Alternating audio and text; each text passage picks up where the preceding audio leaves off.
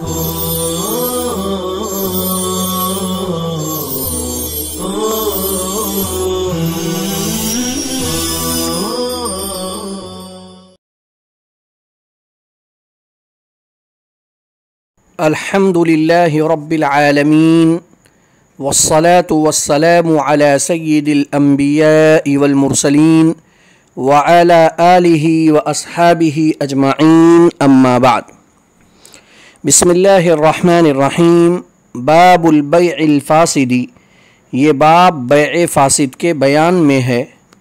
इज़ा कान अहदुल इवज़ैनि औ किलाहुमा मुहर्रमन फल बैअ फासिदुन कल बैअ बिल मैतति औ बिद्दमी औ बिल खमरी औ बिल खिंजीरी।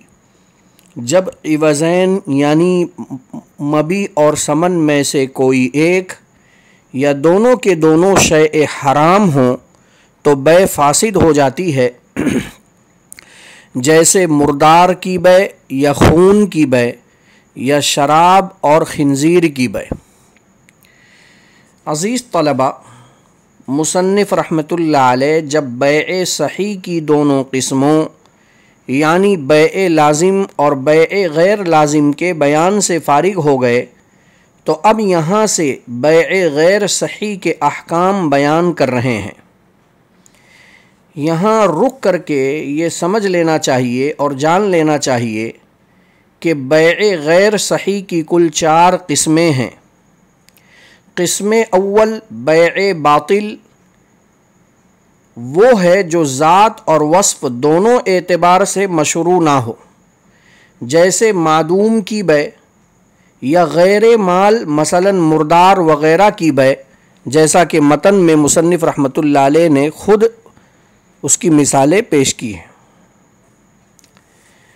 किस्म सानी बैअ फासिद, बैअ फासिद वो है जो ज़ात के एतबार से तो मशरू हो लेकिन वस्फ़ के एतबार से मशरू ना हो, जैसे गैर मक़दूरुत तस्लीम की बै यानी ऐसी चीज़ को फ़रोख्त करना जिसके हवाले करने पर बाय कादिर ना हो, जैसे भागे हुए ग़ुलाम को फ़रोख्त करना या अक़्द में मुक़्तज़ाए अक़्द के ख़िलाफ़ शर्त लगाना। किस्म सालिस बैअ मकरूह, वो है जो ज़ात और वस्फ़ दोनों एतबार से मशरू हो लेकिन फ़ेल मनही अन्हु उससे मुत्तसिल हो जाए, जैसे अदाने जुमा के बाद ख़रीद व फ़रोख्त करना। किस्म राबे बैअ मौक़ूफ़, वो है जो ज़ात और वस्फ़ दोनों एतबार से मशरू हो मगर उसका निफाज आक़िदैन के अलावा किसी तीसरे की इजाज़त पर मौक़ूफ़ हो, जैसे ग़ुलाम की बै आका की इजाज़त के बग़ैर मौक़ूफ़ होती है कि आका इजाज़त दे दे तो बै नाफिज हो जाती है और आका अगर रद्द कर दे तो बै कैंसल हो जाती है। अज़ीज़ तलबा, बैअ गैर सही के अक़साम अरबआ को जानने के बाद बैअ बातिल और बैअ फासिद के माबैन क्या फ़र्क है इसे भी समझ लें। बैअ बातिल में जो खलल पाया जाता है उसका ताल्लुक़ रुकने बै यानी ईजाब व क़बूल से होता है, जिसकी कुल 2 सूरतें हैं। सूरत ऊला रुकन यानी ईजाब व क़बूल गैर अहल से सादिर हो, बई तौर के उसको करने वाला ना समझ बच्चा या मजनून व दीवाना हो। सूरत सानिया रुकने बै यानी ईजाब व क़बूल का ताल्लुक़ गैर महल से हो, यानी ऐसी चीज़ से हो जिसको शरीयत ने माल ही तस्लीम ना किया हो, मसलन शराब, खून, खिंजीर वग़ैरह की ख़रीद व फ़रोख्त करना। बरख़िलाफ़ बैअ फासिद के कि उसमें जो खलल पाया जाता है उसका ताल्लुक़ गैर रुकन यानी वस्फ़ वग़ैरह के साथ होता है, यानी बै तो अपने असल के लिहाज से दुरुस्त होती है लेकिन उसके किसी वस्फ़ में फ़साद आ जाता है, जैसे मबी गैर मक़दूरुत तस्लीम हो या बै में ऐसी शर्त लगाई गई हो जो मुक़्तज़ाए अक़्द के ख़िलाफ़ हो, इससे भी बै फासिद हो जाती है। मालूम ये हुआ कि बैअ बातिल में जो खलल पाया जाता है उसका ताल्लुक़ रुकने बै से होता है, यानी फसाद यहाँ सुल्ब अक़्द में होता है, बरखिलाफ बैए फासिद के कि यहाँ जो खलल पाया जाता है उसका ताल्लुक गैर रुकन से होता है, यानी यहाँ फसाद सुल्ब अक़्द में नहीं होता बल्कि किसी खारजी शय में होता है। बैए बातिल और बैए फासिद के माबैन फ़र्क को समझ लेने के बाद अब बैए फासिद और बैए बातिल का हुक्म जान लीजिए।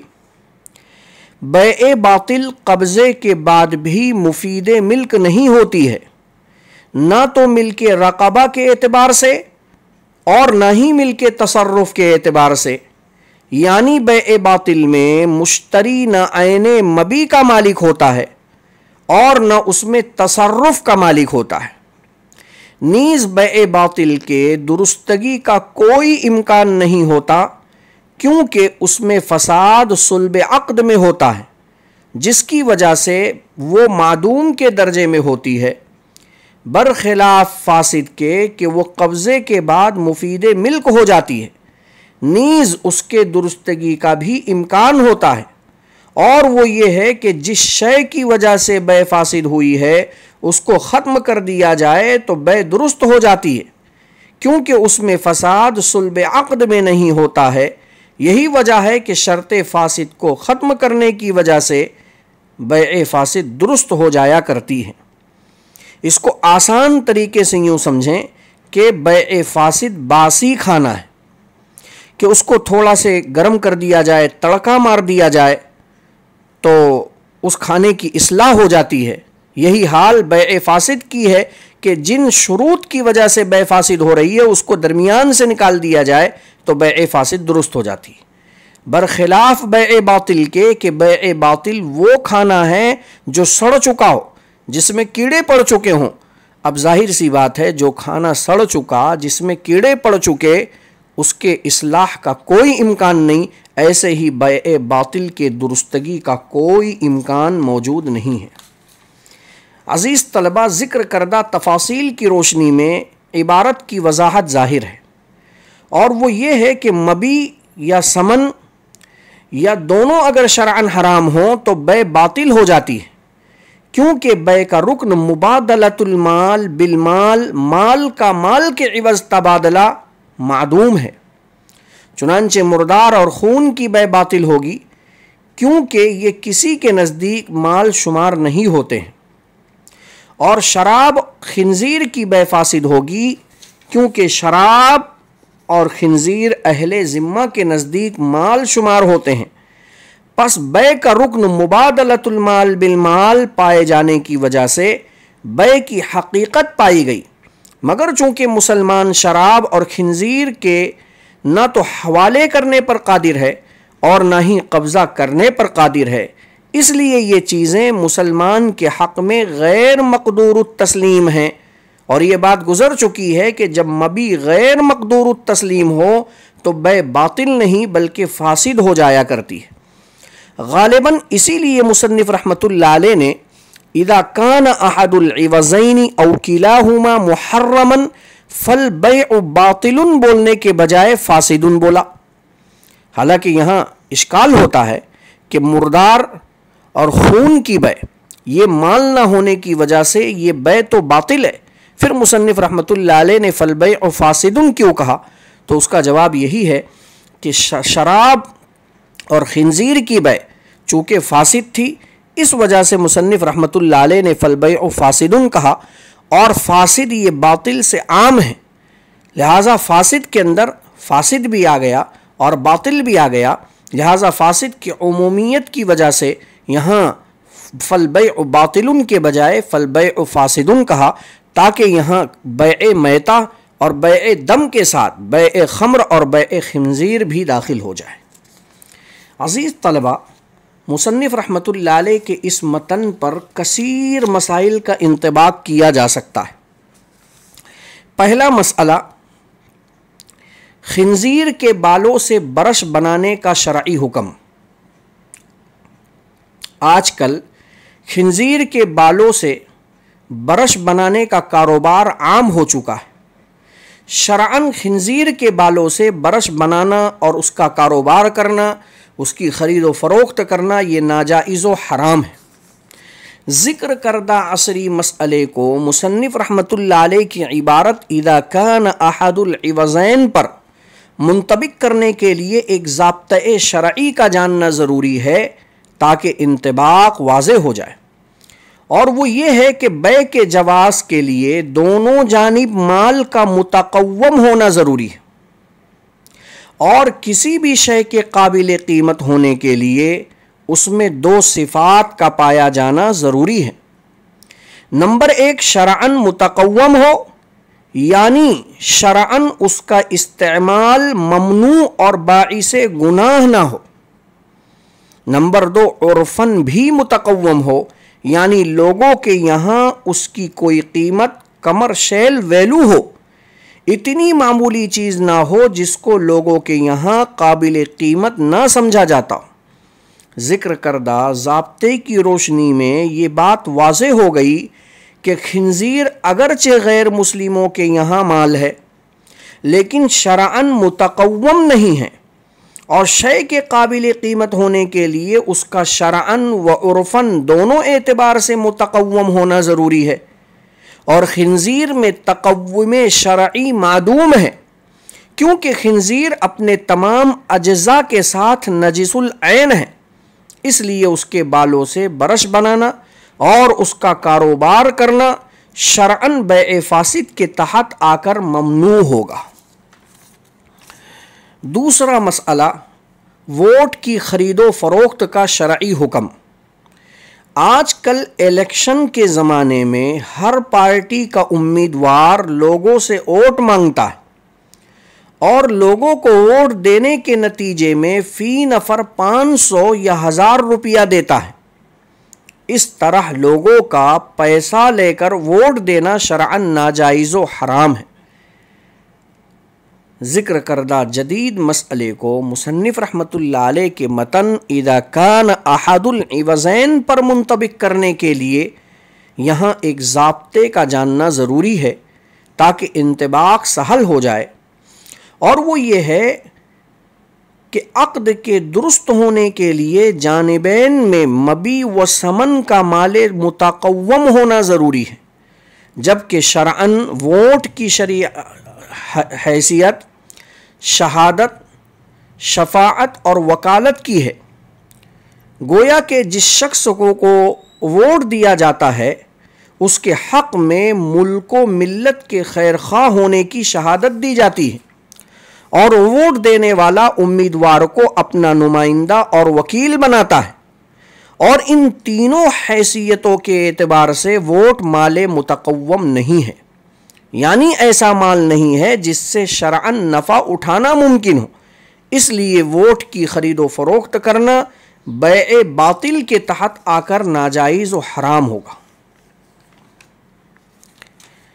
तीसरा मसला, दूध बैंक मिल्क बैंक से दूध की खरीदो फरोख्त का शरई हुक्म।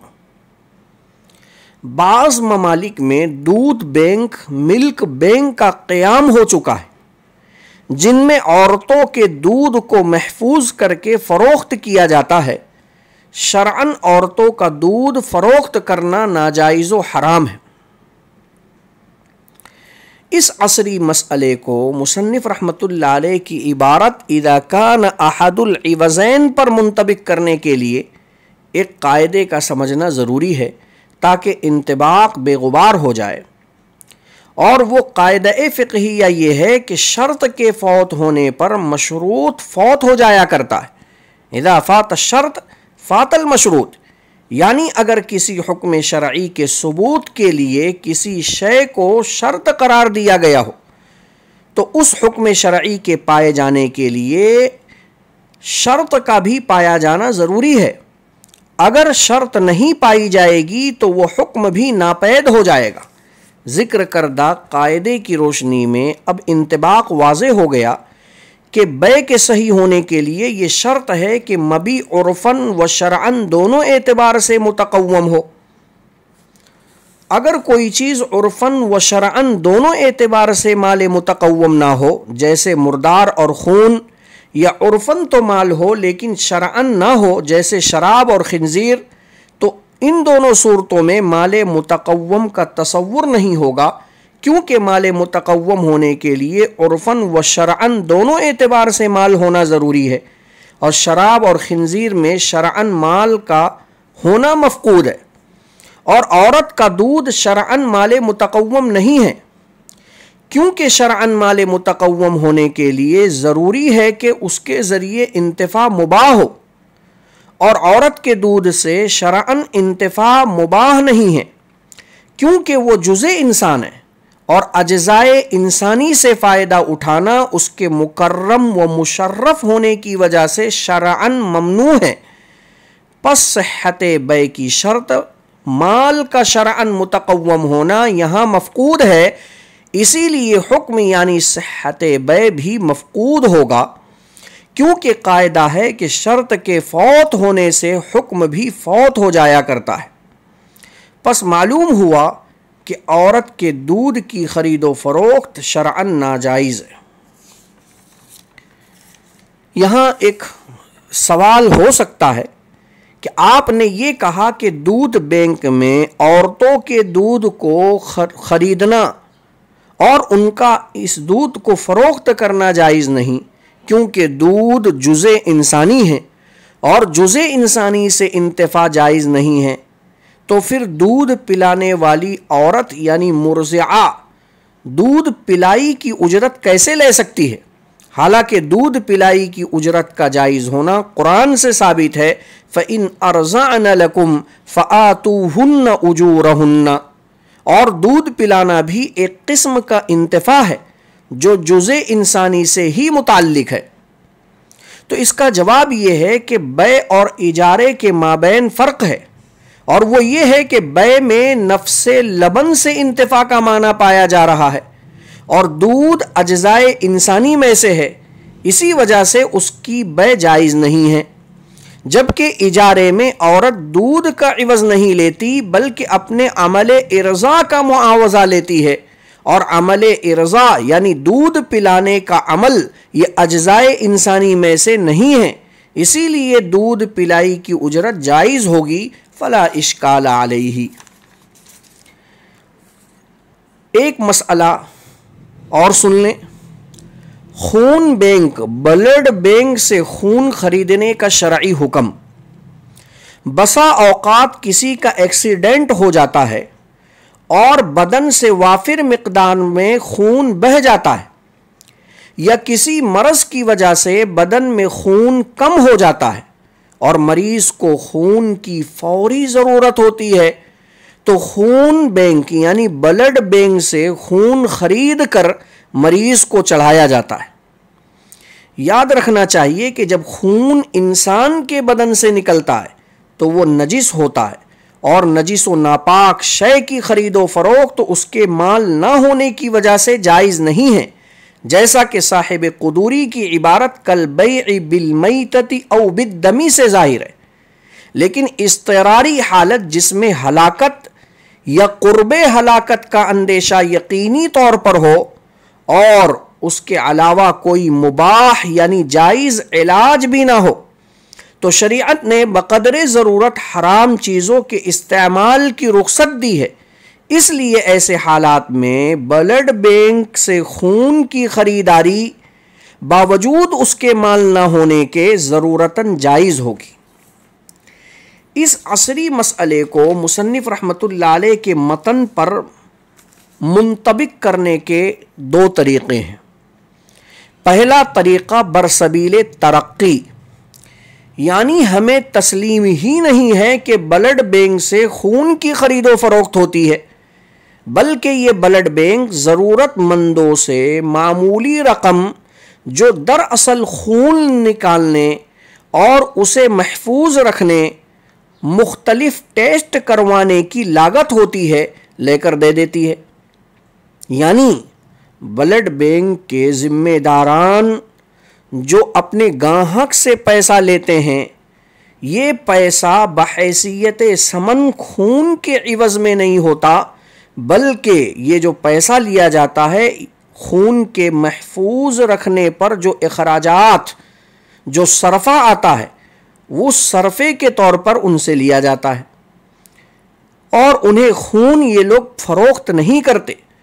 और जब ये बात वाज़ेह हो गई कि ब्लड बैंक में खून की बै ही नहीं होती, बल्कि ख़रीदार से जो रकम ली जाती है वो खून पर आने वाले मसारिफ की हैसियत से ली जाती है, ना कि समन की हैसियत से, बस इस माना के एतबार से यहाँ बै का माना मादूम हो गया जो आदम जवाज़ की इल्लत के तौर पर था। और जब आदम जवाज़ की इल्लत ही ना रही तो हुक्म यानी नाजायज़ होना भी नहीं रहेगा।